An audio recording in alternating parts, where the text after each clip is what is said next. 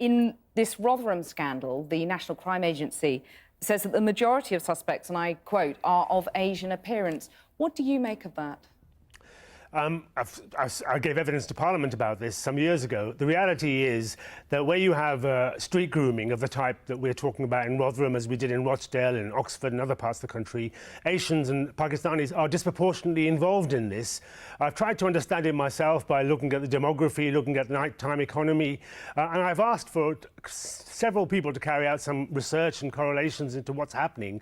The reality is, though, that in street grooming, Asians are disproportionately involved. And that's an issue not just for the authorities, it's an issue for the communities.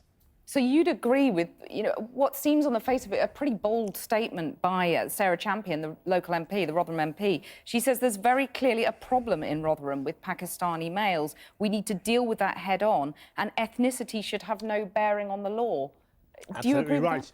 Sarah's absolutely right. The fact is, however, when it comes to street grooming, Asians are disproportionately involved. But as you said, most child victims are victims in the home or institutions or online, and they will be perpetrators there will be white males. But let's say it again, Asians and Pakistani men are disproportionately involved in street grooming.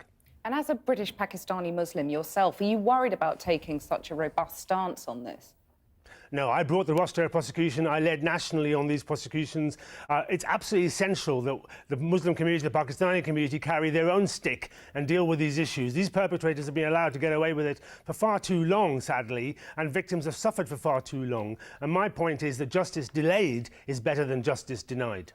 Whites, as 545 out of 1,514 perpetrators, represent 36% in this data. Whites were 86% of the British population in 2011, meaning they are underrepresented by 0.4. This means that even in the report cited by the Home Office report, Asians were approximately 9.6 times more represented in group child sex exploitation compared to whites. If you'd like to see more content like this, make sure you subscribe to Brandon Wright 1001.